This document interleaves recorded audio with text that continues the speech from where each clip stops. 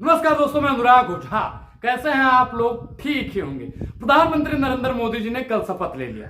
प्रधानमंत्री नरेंद्र मोदी जी का मैं बयान सुन रहा था, वो कह रहे थे कि मैं चाहता हूं कि 24 घंटा बिजली आए और बिजली का बिल जीरो आए।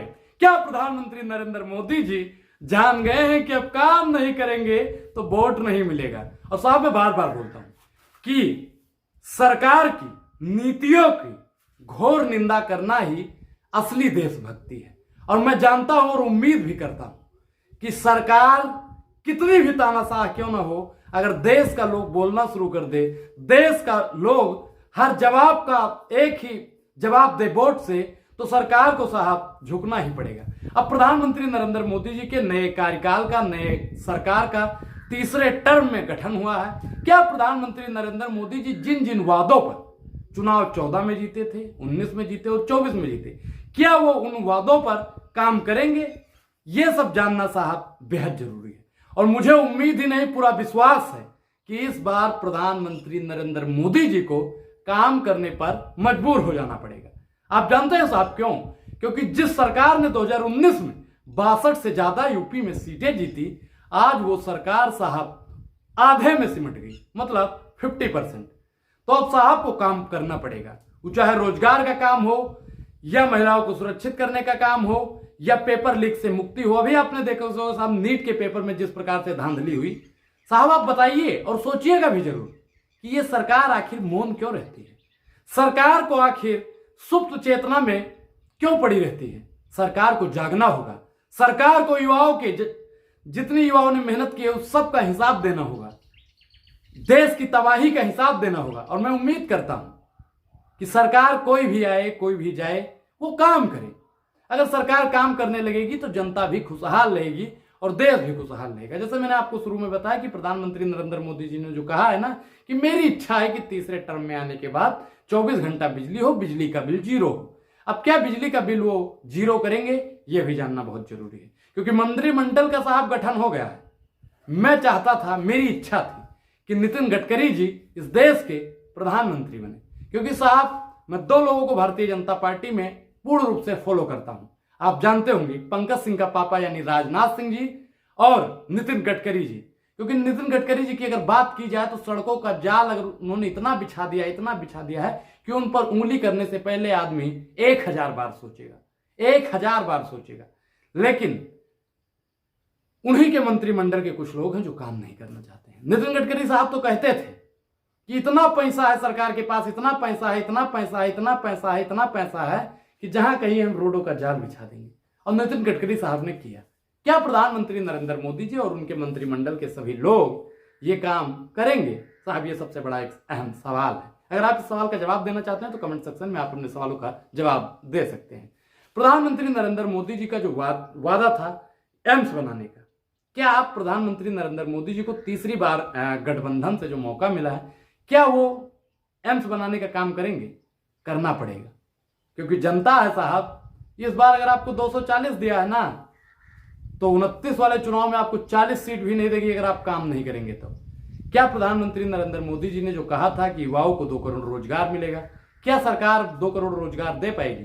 प्रधानमंत्री नरेंद्र मोदी जी और भारतीय मीडिया कहते हैं ना कि एक अकेला सब पे भारी।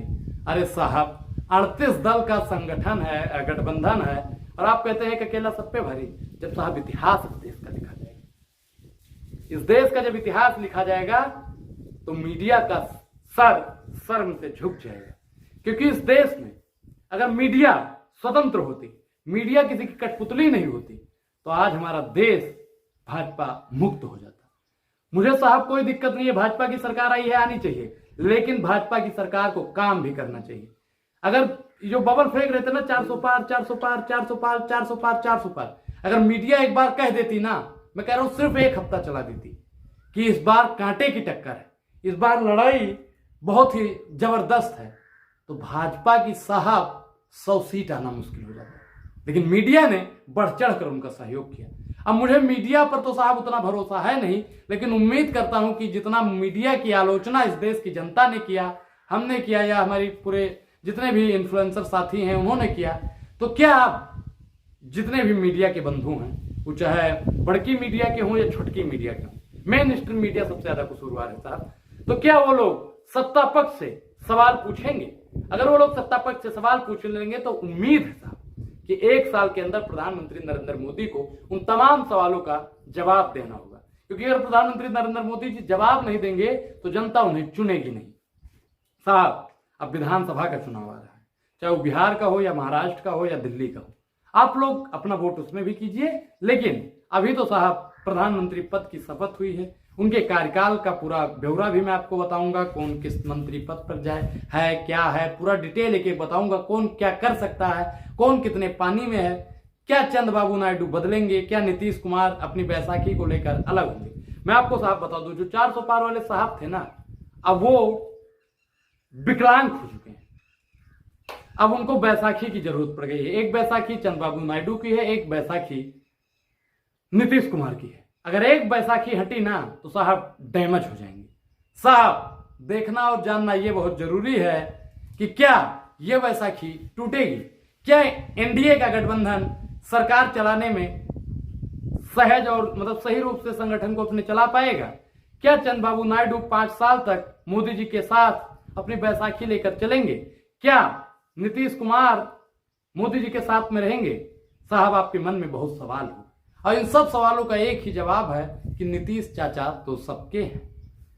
मेरा मानना है कि अगर बिहार को विशेष राज्य का दर्जा दिया जाता है, चीनी मिल खुलवाई जाती है, एयरपोर्ट बनाया जाता है, दरभंगा में यम्स बनाया जाता है, सड़कों का जाल बिछाया जाता है, दलित पिछड़ा आदिवासी को उनको हक अधिकार मिलता है, तो बिल्कुल रहना चाहिए।